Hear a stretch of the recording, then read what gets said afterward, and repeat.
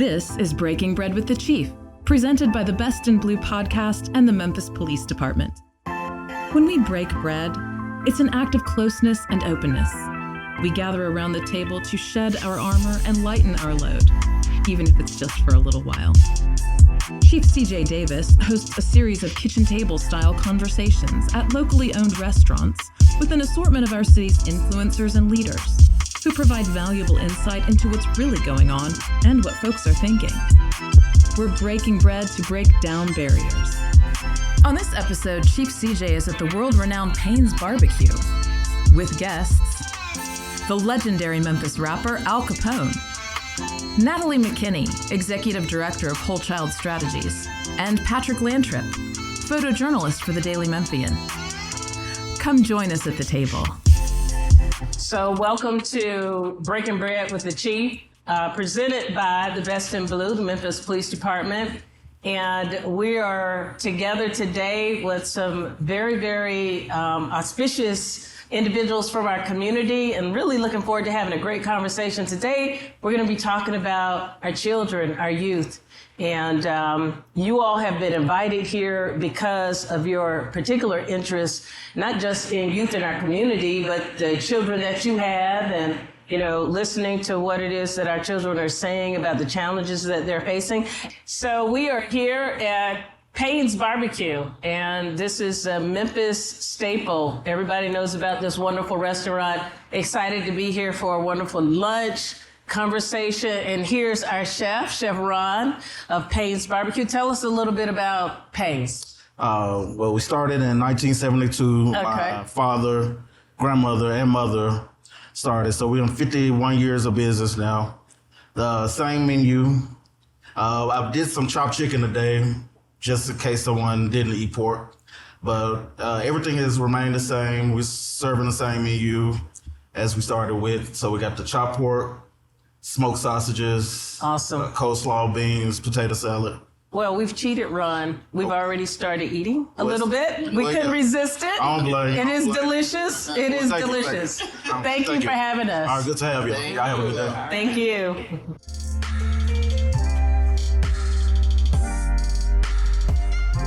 So welcome back to Breaking Bread with the Chief. And as I said before, I've introduced my guests here today, and we have been enjoying a wonderful meal.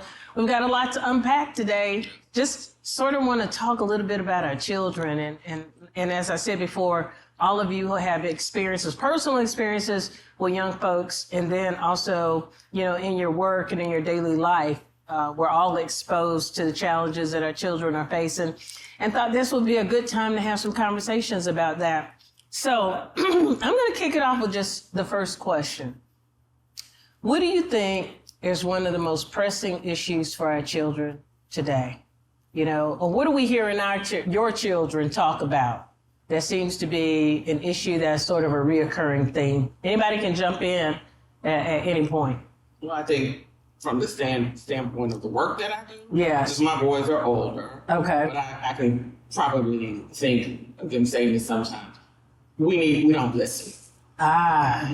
We don't listen, and we're not hearing. And so with the work that I do, that's what I do. I encourage people to unmute their voices. So that's whether you're an adult living in a disinvested neighborhood or community, or a youth living in Memphis, period, or anywhere.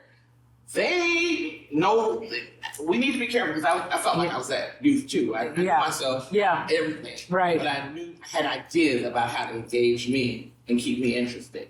So I think we need to listen. Yeah, it's funny you said that, because yesterday I was over in an uptown community, and I was talking to one of the community members, and she had just done sort of like a briefing or a session with some young people at Wilder at the youth facility, and she had all of these charts on the wall where she had done all of this work.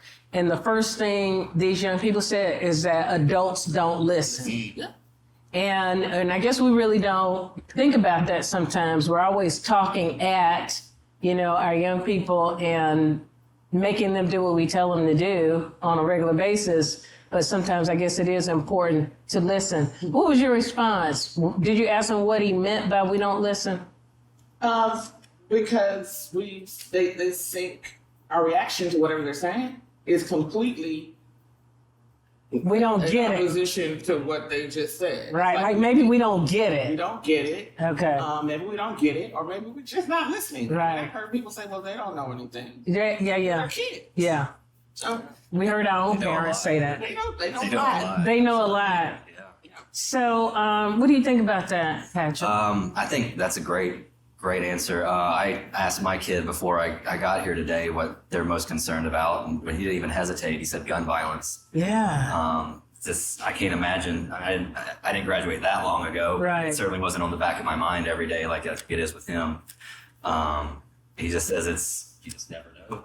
Go to school and it just might be the last day. And that's something really heavy for a 15-year-old to carry. It is. And I think he said something else that was kind of jarring. That it's not even him. He's so much worried about that.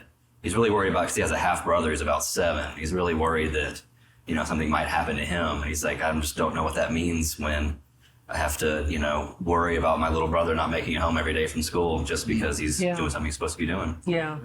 So you really sort of led into something I was thinking about. What are they really concerned about? Gun violence. And, we didn't have to worry about that when we were going to school, as teenagers. Gun violence was not a subject that we were concerned about. We went to school, had a good time, and we got home. The biggest fight we were ever in was on the bus or something, and, right. It never involved weapons or anything. So what are we saying to them, or how are we preparing them for what the reality is, Now you're preparing them in a way in the past, maybe through music, but today, what would you say, Al? How do we prepare our young people for what their challenges are? I would speak from being a father. My kids are now young adults, but I definitely had to go through the stage of when they were coming to becoming teenagers, and at that point in time, honestly, it was gun violence around that time too. So I was always aware of that.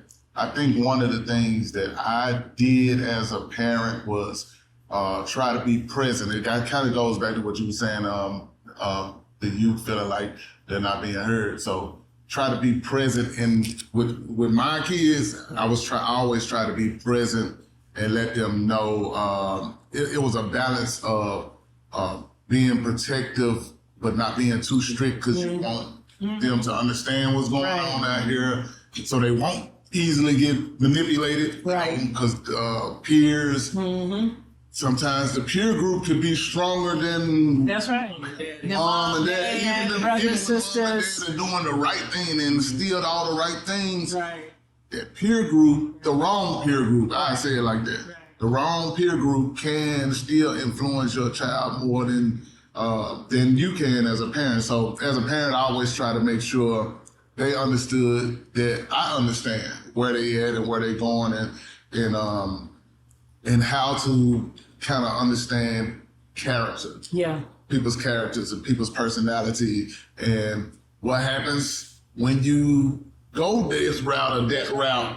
This is how real it can get. And then, and coming from the community, being from Memphis, I could easily point to, from family members to people in the neighborhood and actually say, you see, when that person did this, that person did that, this is where they are now. If you go this direction, that's where it could lead. Pretty tough consequences. Yeah. So, and I'm going to just really talk about being a parent too. My daughter's probably older than you all's children are at this point, but we still face those challenges as well with the peer pressure and trying to make sure your kids are around people that are influencing them in a positive way as opposed to a negative way, because sometimes it's not our kids that are looking for, something negative to do or going against the grain. People are pulling them in that direction. But when we look at the state of our city right now, what do we need from our parents right now. And I know some parents, like you said, they're having a hard time. Some are doing the best they can with what they have. But how do we get more adults engaged? Because you all have seen it, more and more incidents involving children. And what we don't want to do as a police department, we don't want to always be on the reactive end. We don't want to always be called when something has already happened. And most of the time when it's too late, either responding to a homicide scene or responding to, a car theft or something like that. How do we get more adults engaged? Chief, that's a complex question. It is. Because it is not one system that is going to need to make some structural change. That's right. So while you have a public safety system, you also have an education system. You also have a transportation system. You also have a healthcare system. You also have a job labor force. That's right. System. That's right. And you have a community development system. And you have housing system. So when you talk about parents aren't engaged, and you said it yourself, they're doing the best they can. Yeah. With all of those structural impediments due to underlying white supremacy and racism, Right. and all of that's made in this city, you're asking them to do something they can't do if they don't have the proper They don't have access, the resources. access, Yeah. and resources, Right. and access to those resources. Right.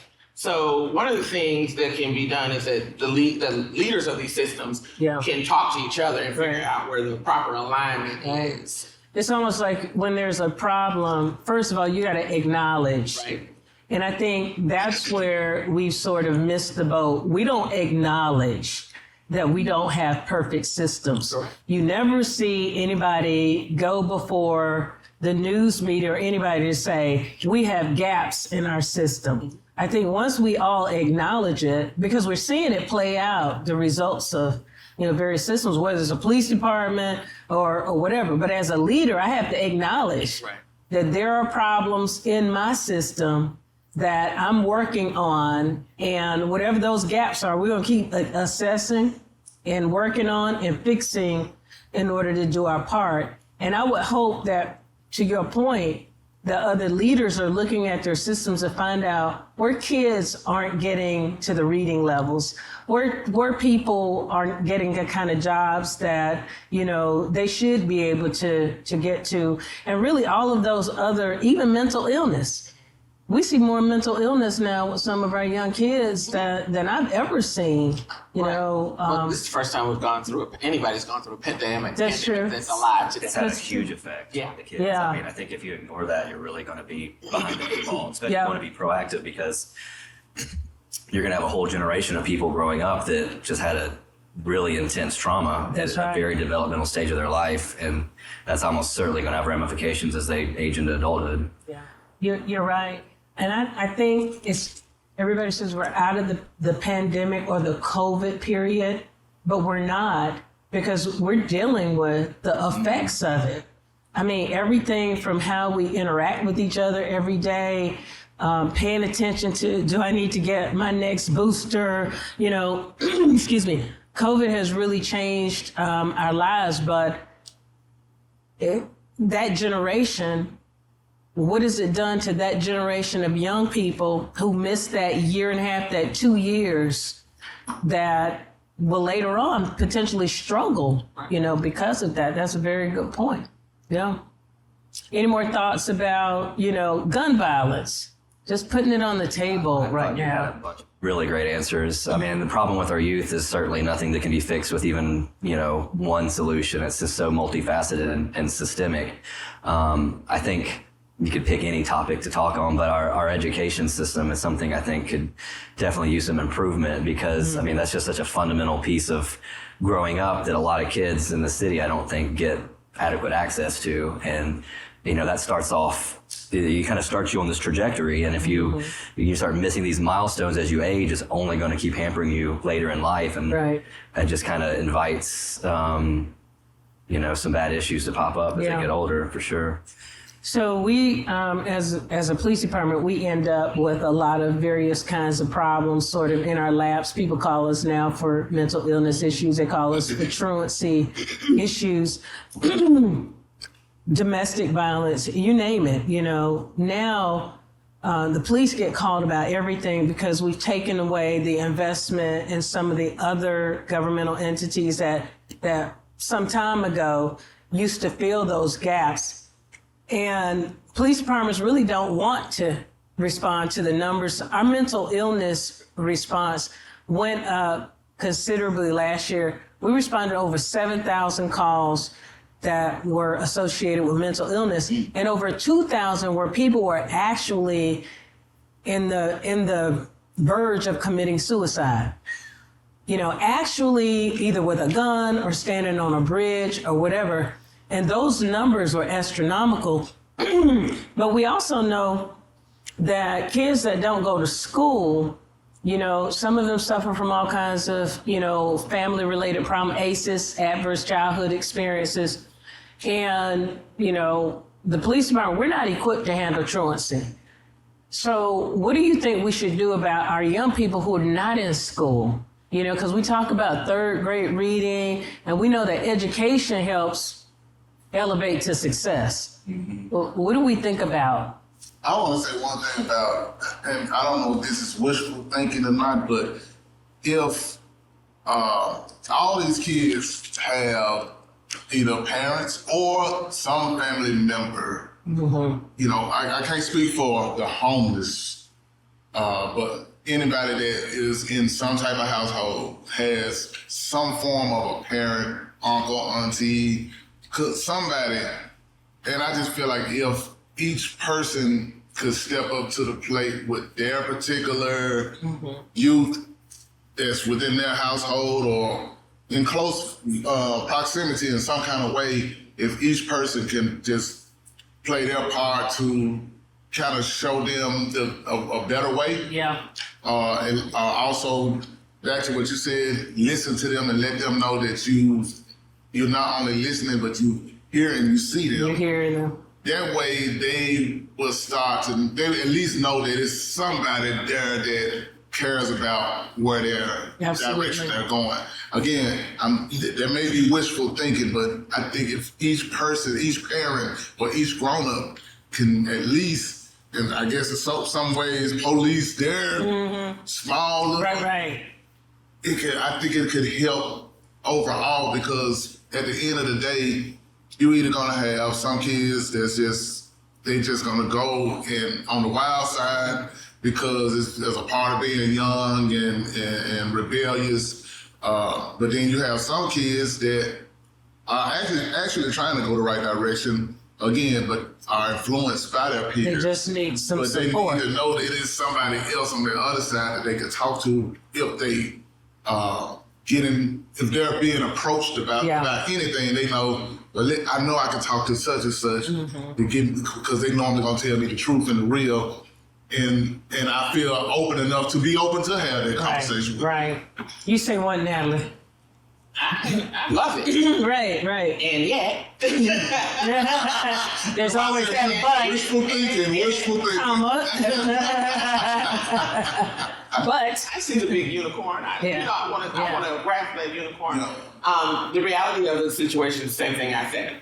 Those same people you're talking about have the same kind of traumas that your kids are now impacting. So when we talk about generational poverty, we talk about generational trauma. When we talk about generational trauma, we're talking about systems that have literally I'll say to some extent, some of these systems are acting just as intended. So that's one of the things we have to come to reality. The other piece of that, when we talk about these families, I'm going to give an example. I'm gonna acknowledge my privilege, right? My privilege is not my children's privilege. They come from a two-parent household who they knew where they were going home every night. They had a bed, they had food. If they needed anything, they got everything they needed and some of what they wanted. And as we were just talking, we were able to for our convenience, our the transportation system for our oldest son to go back and forth to high school wasn't a good transportation system. So we were in a position to get him a car so he could take himself get back. there. Yeah. So if you think about all that privilege we all have, and all the things that we have access to, you got to start thinking about, well, how do we have access to that? Right. Well, I had a great education, so that allowed me to get a great job. Right. That job allowed me to get a roof over. That's right. our head That's right. And to keep our children safe. Right. And Right. to keep them motivated. And so, why we can't keep having these conversations and not acknowledge the fact that everyone doesn't have the privilege. Yeah. And acknowledge that these are all these systems. That's right. And so I wanted to say to you, I heard you about trying to fix internally. I would suggest for your consideration not trying to do that by yourself. You have to bring these other systems to the table. Yeah. Because you all have to see where you align. And we do. Okay. But to your point now, we all have to acknowledge, you know, and we have conversations, but, you know, I'm one of those people, I like to operationalize things. You know, we talk about it, we put together a strategy and we say this is what needs to happen. Okay, where's the plan? What is the first step? Where are the measures? How do I measure success with that? And so when we start thinking, even in terms of, you know, our young people, it's sad when you hear about third graders who can't read. And I know our school systems are trying to fix that right now. But what do you think our curriculums need? Just from, I know you're on the outside of the school system, but what do you think and I know this isn't a conversation that's just isolated and indigenous to this table. People are having a conversation. What do our children need? Well, the advantage I had is that I was in the school system for 10 years prior to doing this. So I know what the curriculum, not only do I know it from a parent, but I know it from working for the school system. So one of the things that we all, and I worked in the policy department, one of the things that we all have to acknowledge is that we're still teaching our kids like we're in the industrial age.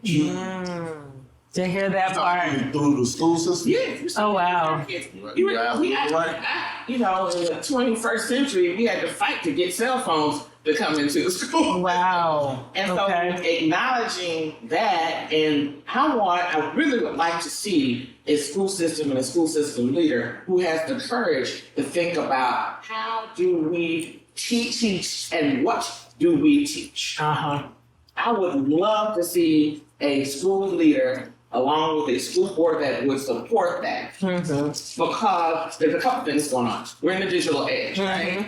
My kids have access, our kids have access to stuff we never had access to. So we have to think about, how do we think about changing what the curriculum is and how we teach it.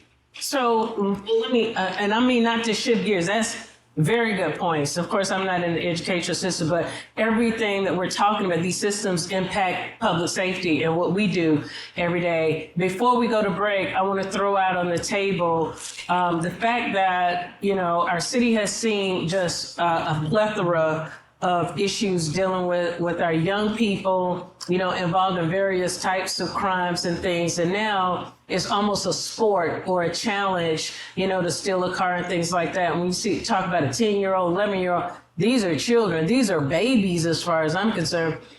How do we address the fact that we don't want to incarcerate children that are involved in property crimes and things of that nature? And at the same time, I've told folks who ask me, why don't we enforce a curfew? Well, number one, if you know anything about the backseat of a patrol car, that is not the place for children who have not committed a crime. That is going to be a never ending experience for them because they'll remember it forever. But we're basically talking about what we call a status offense. You're out beyond the time that you're supposed to be out, but you haven't committed a crime.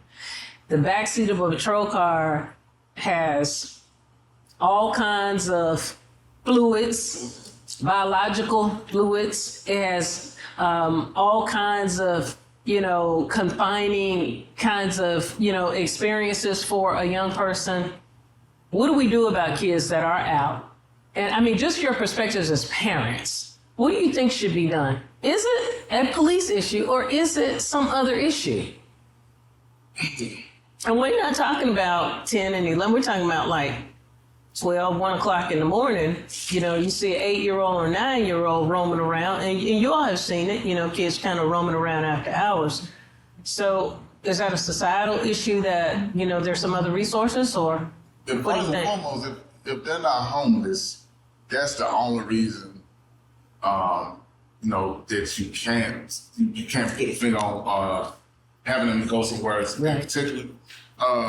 So outside of the homeless, if they have some place of residency, then whoever, and again, I might be on some wishful thinking again, whoever that parent is should know, but I guess they have to care. I don't want to say they don't care. Right.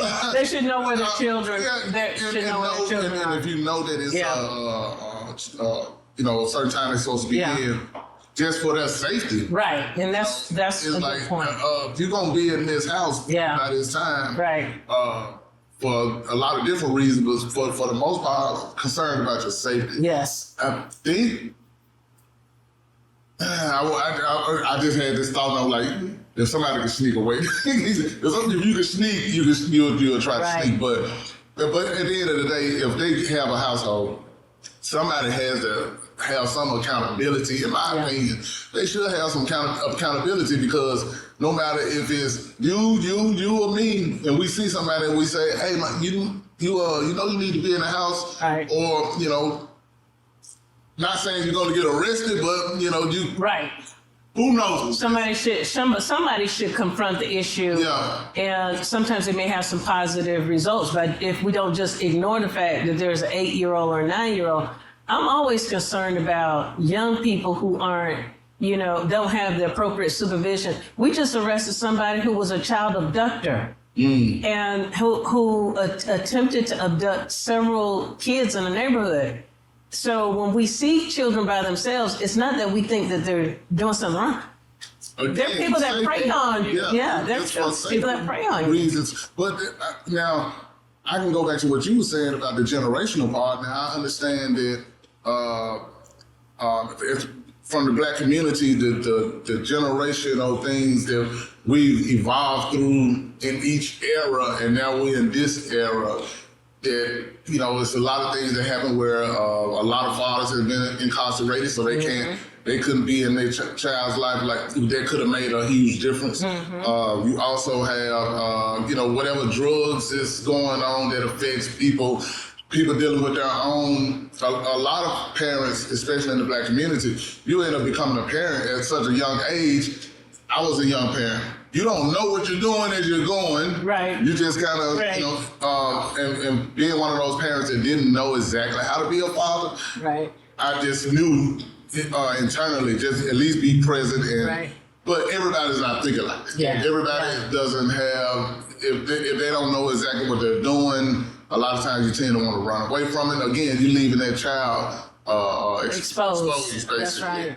Well, float around and possibly be victimized. Yeah. So we're going to wrap up this session, but we talked about a lot of things, and we know that the environment and what kids are exposed to and what they have access to, you know, plays a significant role in their circumstances. Today, we talked about COVID, you know, and we know COVID has had a significant impact on our community, unemployment, kids that are exposed to ACEs. There's so many things that, you know, of course, we don't have the answers to solve all of these issues. But as we talked about, you know, the folks that are in the leadership positions, for us to work together to figure out where those gaps are and how can we sort of multiply our resources in a positive way to help our children. We're going to go to break. This is Breaking Bread with the Chief, and we'll be right back. We're going to enjoy some more food.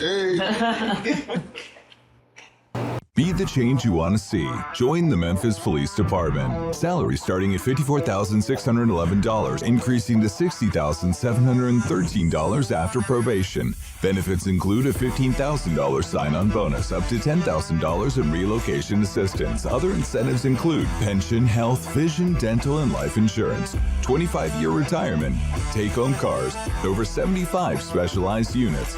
For more information or details, visit joinmpd.com.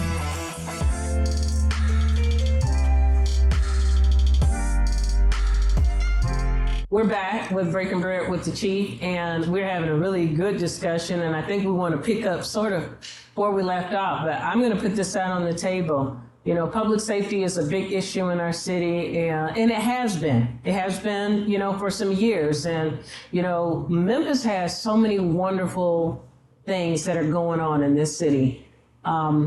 There's some attributes about Memphis that attracted me to come here in the first place as a chief. You know, the history of the city. And, you know, I think there's some level of envy about this city, you know, because there's so many things that are indigenous to it. But how do we get away from having this caption that this is a city that's not safe? You know, if you had an opportunity to be a police chief, what would you do? How would you police chief for 24 hours? What would you do? I'm gonna let y'all answer first. Y'all have to tell me. Of course, everything ends up in our laps, but, you know, some ideas. What do you think is from a public safety standpoint? I think I asked my kid this question again. The first thing he said was when he would try to make a focus on de-escalation. He says he sees it a lot in his school. Sometimes there's a lot of situations that probably could have gotten handled.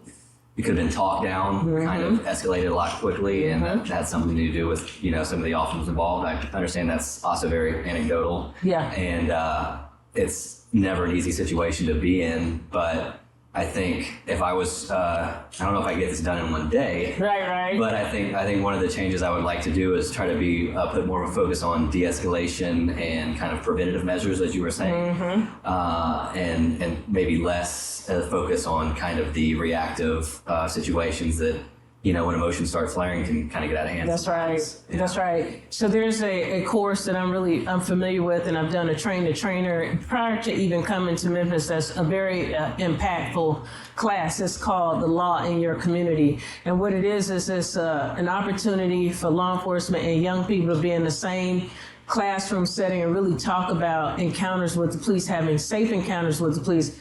And it's not so much focused on what the young people should do. It's also focused on how police officers have a lot of control about how situations go from 0 to 10. You know, how you communicate, how you approach a citizen. And really, it also educates young people as well on what is the appropriate response. If you have a complaint, how do you file a complaint? And really to make sure that they have a safe encounter so that if they're in a situation where an officer is doing something wrong, they don't put themselves in any further damage. Teaching them how to be smart, how to look at the officer's badge number, remember their names, and all of the things that are important to get out of that situation and report it, you know, later. So to your point, we're teaching our officers de-escalation. We've been teaching them, you know, a more advanced version of de-escalation, you know, since I've been here. But they've had de-escalation classes in the past.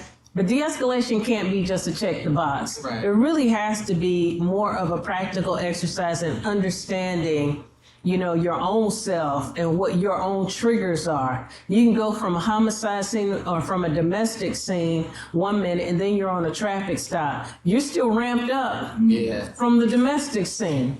So from a humanistic standpoint, officers aren't robots, and we have to teach them that you're not a robot. You can't manage those kind of emotions unless you're in tune, you know, to the various situations that you're in. But I didn't want to, you know, prolong that. But I think that program, it was very effective because what we did was we also allowed the young people to be the officer. You're pulling a car over. You got some folks inside the car. They're moving around. They're doing things. And then we talk about, how did you feel? How did you feel about, and the kids would say, I was a little nervous because I didn't know what they were doing.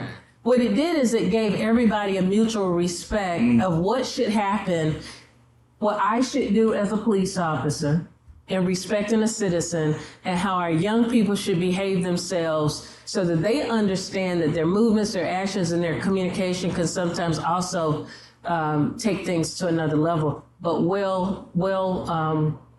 put, Pat. We definitely need to really be thinking in terms of how do we de-escalate. We had a crisis situation this year, something that I've never had to deal with in the past, but something that, we knew that moving forward, we have to make sure that we inspect what we expect, that we have the appropriate oversight, we have the appropriate training, and that we also have our community engaged and involved in what they want to see in their police department too. So I like that, and I appreciate that.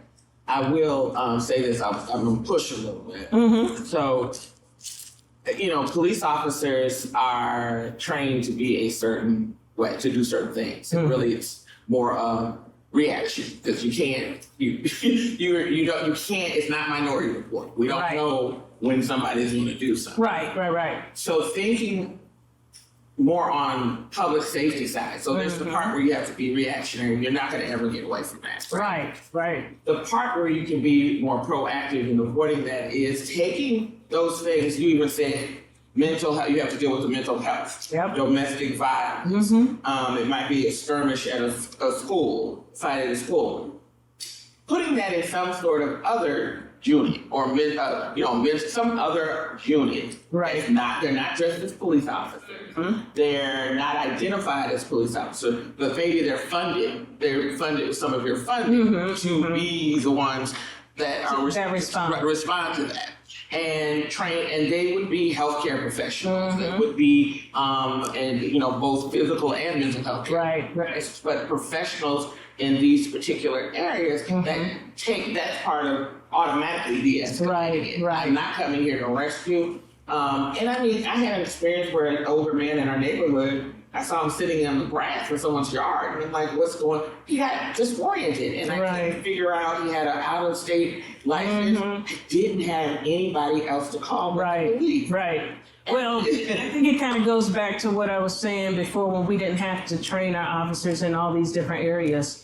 Now we do. You shouldn't have to. I know we shouldn't. That goes back to what we've been talking about, as far as when you disinvest in certain areas, then it puts that burden on somebody. Everybody dials 911 for everything now. When kids people are having a child or whatever the case, officers are running to deliver the babies, and we're having to train them in areas that we haven't had. Now we train every officer in crisis intervention, mental health, because we have, remember the numbers I gave, the statistics, more and more instances. I would love to see another team that's not even part of the police department, some other entity respond to some of these. Now we do have sort of a model that's working, but we don't have near as many. But they call it the care team. Fire department, someone from a mental health like alliance that are on the team, and a police officer in the event things get violent. I've done a ride along with the care. Did you do that? Yeah. Pretty interesting, isn't it? That's certainly a word for it. It's a very stressful job they do, yeah. It is. And those calls don't just go away like the normal, 15-minute call, then the officer's back in service. Sometimes you have to spend a lot of time. Absolutely. Right. So that's where we talk about resources, and where you, as a leader of this particular system, I think would be a leader. Are you aware of the Reimagining Police? Oh yeah. With by Dr. Dwayne from Rhodes College. Is that the actually it's Police Reimagining.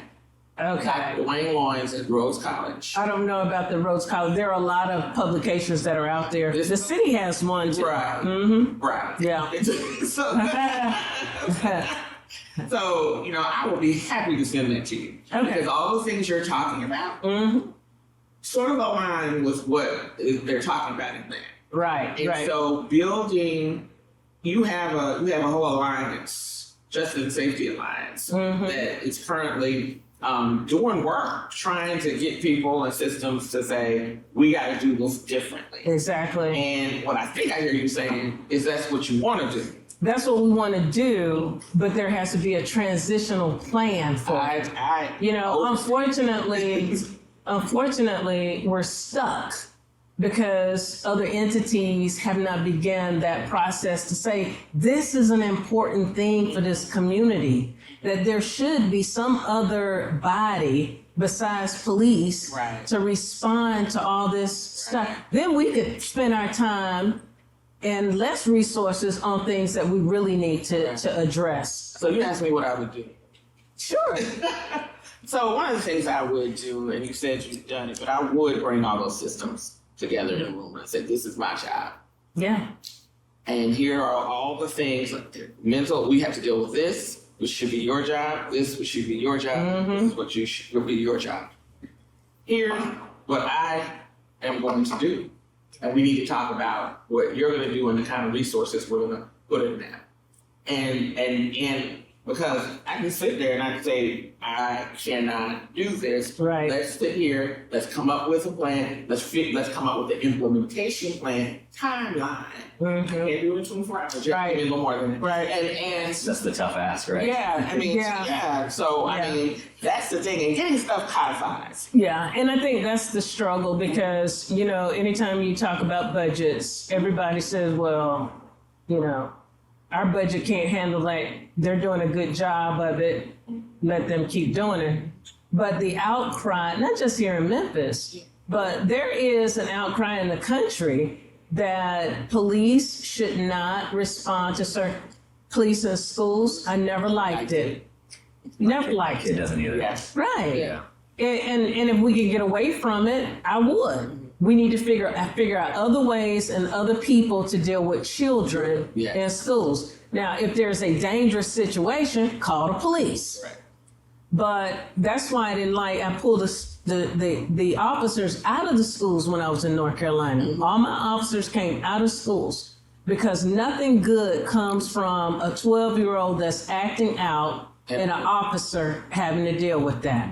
Nothing good comes from that. I think I hear what you're saying. I mean, the biggest problem, it seems like there's been this erosion, you could probably argue culturally in our country, of the safety net services that are intended to help these people. Yes. And that's kind of where everything is getting funneled to the police. Yeah. And I think, I don't have any data to back this up, but I would imagine that, if you increase the social safety net services, then you would alleviate a lot of these problems.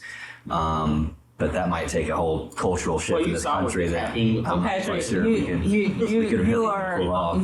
you're both on point.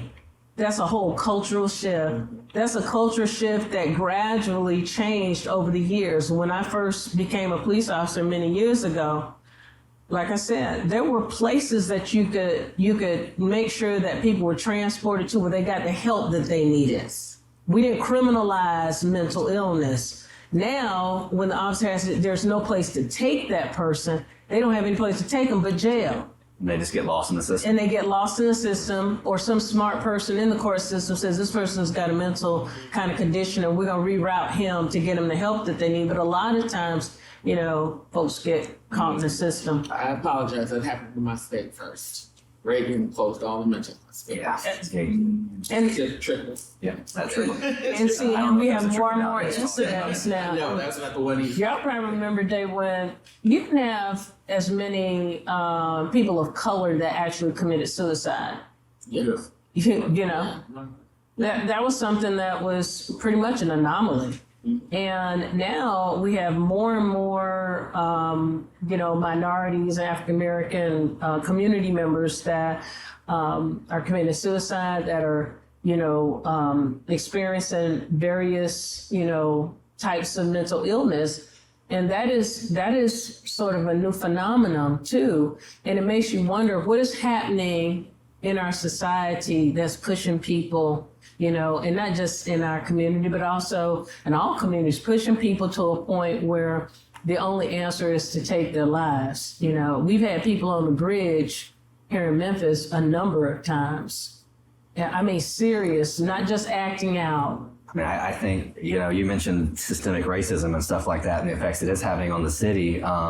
I think there's another systemic issue that a lot of that can be traced to, and that's toxic masculinity. You know, I can speak firsthand. You know, you're probably told the same thing, like asking for help is weak. That's right. You know what I'm saying? Like you right. probably get beat up if you had feelings and stuff like that. So like from a very early age, regardless of how sensitive or not sensitive any young boy is, I don't mean to make this a strictly issue either, but they're told that, you know, you're not allowed to ask for help, or that's weakness. That's right. You're only allowed to the only emotions you're allowed to have are anger and overconfidence. So it's like, so everything else, you're not taught how to deal with these emotions from an early age. It's almost alien to you. Yes. So inevitably, as you get older, you can only bottle these things down for so long. And next thing you know, everything's bursting out and you have no coping skills. Right.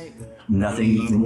So do you think some of that bravado that is expected in young people, even in our young men, is playing out in different, you know, behavior with them now? Yeah, absolutely. Because even, what do you think about just, you know, the social media influence? Some people say, oh, well, social media isn't that big of it, but some of our kids are learning how to steal cars through games. It's a big you know, through some of the games that they play. It definitely has enhanced everything. Right. Yeah.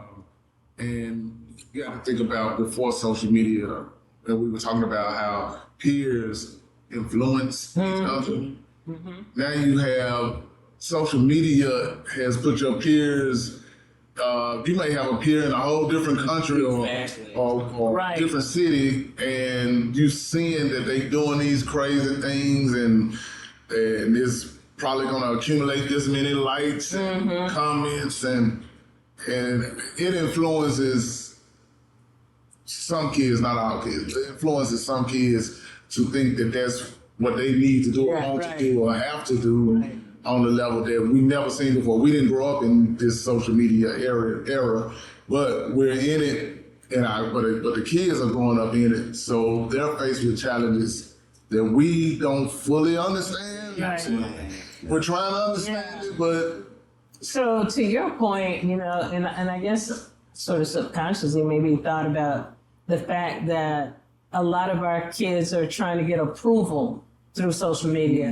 Likes mean something. Exactly. You know, what I'm doing right now, if I can't get approval with the folks that are in my circle right here, this is the easy way. Let me put this out and get the likes, the approval, and he did it this way, I'm gonna do it better. And so social media does have, I believe, has you know, it has some positive things about it, but it's just like everything else. As we approach the whole artificial intelligence conversation, which is, you know, just taking the media by storm right now, it's like everything else. Facebook used to be this wonderful place that you can keep up with your family and friends and say nice things.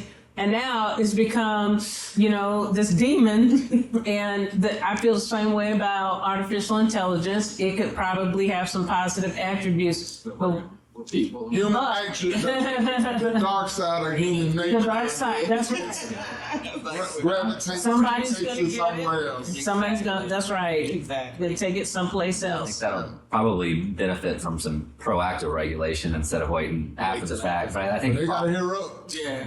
I mean, It's already running. to touch on what you were saying, though, I mean, it's, you know, in the past, you know, issues would repeat themselves generationally or even multi-generations before technology would change to a point where you have to reevaluate how you're doing things. But we've gotten to a point to where I feel like technology is, you know, changing so quickly that even within this multiple times, within the span of one generation, it's like almost have to rewrite how we're doing things. So the way we were raised, the way our parents were raised is almost, you know, anachronistic at this day and age. Yeah. You will bring up an excellent point, because I think we talked about this earlier. We're still trying to use the same solutions Absolutely. for Yeah. a whole A whole new era. and problem. That's The it. problem has expanded. You can even say it's a little different. Right. And we're still trying to use the same solution. It's no different. I tell my officers, we're still using the same types of operations and engagement, you know, with our community that we did 40 years ago. Our community has changed. The reception of law enforcement has completely changed. And we have to change with those times. It's everything. It's even with education. You mentioned it. Children have to learn differently. The way we learned years ago, it's changed. We have to make it interesting for them. We got to make them want to come to school, for one thing, and feel happy about, being in those environments. And so getting our folks to really shift and do something different in this world, it's a heavy lift, but it's a culture change. It's a shift that has to happen, and the only way it's going to happen is that we have more conversations and we really get our finger on the pulse of the community and what the community wants from public safety. What the community wants from public safety. Now, when you talk about community, is there anything in place where in each community you have whoever that group of community leaders are that care about their community and want to implement whatever they can to change it in a positive way or let things be seen in a positive way? Is it a system around where you have that network of community leaders for each community, and those leaders can come together and kind of talk amongst each other about it and kind of throw solutions out, and that bubble of people can talk to the law enforcement or politics? Right. How can In you that help us in our areas? And I'll even say this, that we have to make sure we define community in such a way. It's not sex, it's not south, it's not north. No. It's literally neighborhood. That's it. That's exactly what That's true.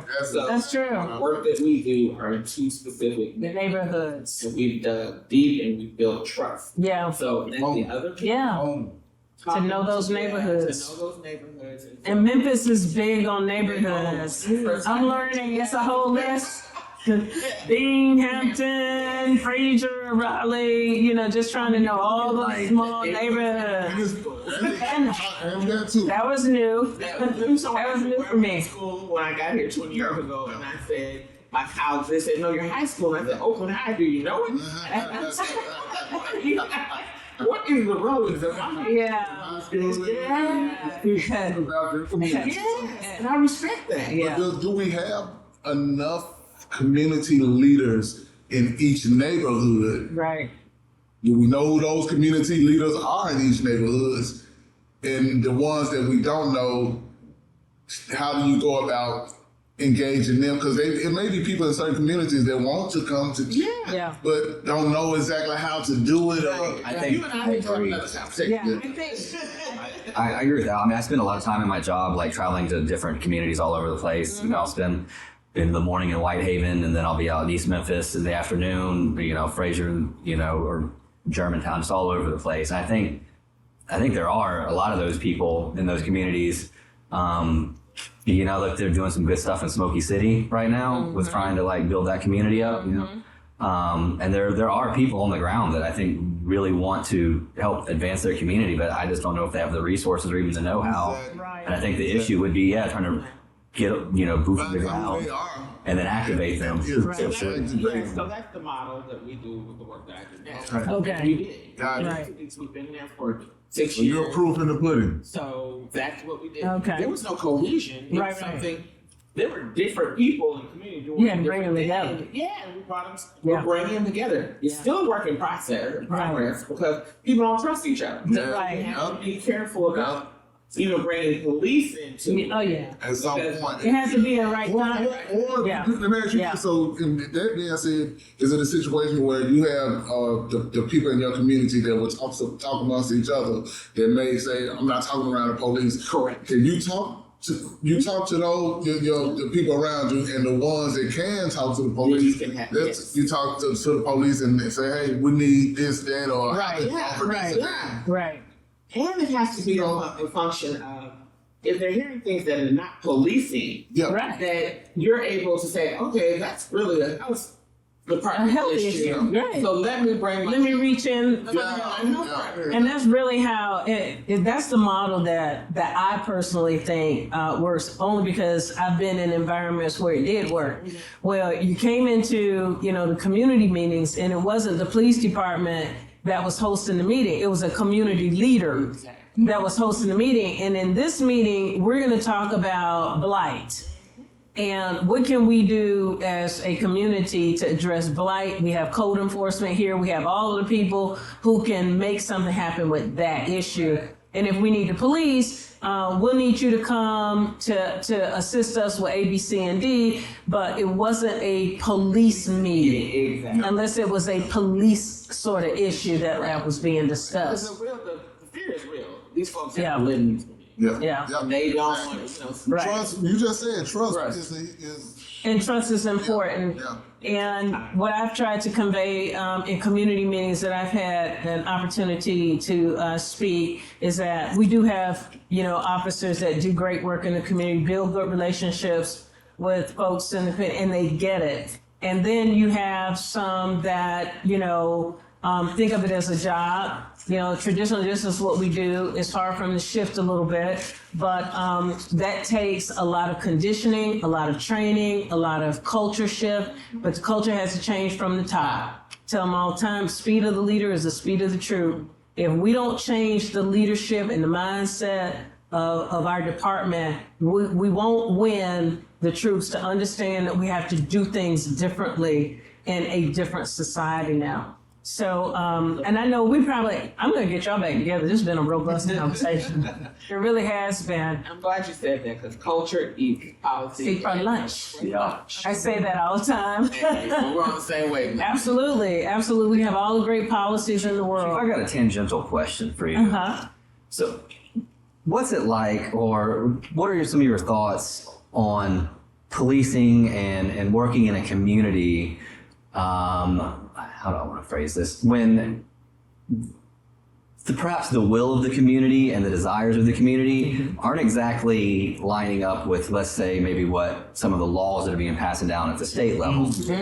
I think you could say that politically neutrally by just saying that if you just look at some of the polls, say guns for example, some of the laws that are being passed down from the state level aren't exactly lockstep with what the feedback you hear from the community. So you're in a position where you're kind of in some ways stuck in between the two. Yeah. So what are some of the struggles and what are some of your thoughts in trying to be able to bridge that gap and just operate within that realm that you have? So I try to keep my ear close to the ground, especially with laws that are impacting the community in general and laws that prohibit us from being able to do our work to make the community safe. Laws have been passed recently that have really, that I personally have struggled with because of the fact that when laws are made in a silo with people who don't really, get the full effect of the law being passed, it's so inconsiderate to me of all of the other masses of people who are having to suffer because we passed a law for a few people. And it's frustrating. It's almost like a black eye to the community, like you don't matter. And when you see homicide, back to the trust. And the only thing that we can do really in a position of influence is to be in Nashville, present statistics about what this has done, beg not to. I was there, begging. I remember. Yeah, not to. I was new here. I was only here for 2 weeks and I ended up in Nashville sitting before, the governor, supporting, other individuals in Memphis to say, we don't want permitless carry. And I'm saying it again. Yes. So that's a very good point. And we're trying to find ways to navigate it. So when there are laws that are passed about the LGBTQ community that we feel that are not within the proper lane for law enforcement to even be engaged in, we have the discretion to decide what we're going to enforce and what we're not going to enforce. And I have other priorities. I'll put it that way. We have other priorities that we have to deal with, and our citizens' preferences and what they want, how they want to live. is not part of What they want to wear. what they want to You're not the clothes police. Right. So y'all have to promise me you'll come back with me, and we don't even have to be on cameras. We can just have good lunch and have a good conversation. I thank you. I know. We'll may come back to Payne. This was really good. So again, thank you for the opportunity to talk with you, with breaking bread with the chief, and hopefully these conversations will stimulate more answers and solutions for some of the challenges that we face in the community. I'm going to give you my number so you all can call me if you need to about anything. So that we see things that can be done. If you think I can help influence some of that, I'm here for you. All right. Thanks again for joining us with Breaking Bread with the Chief. This has been a great session. Remember to follow us on social media, and we'll see you next time.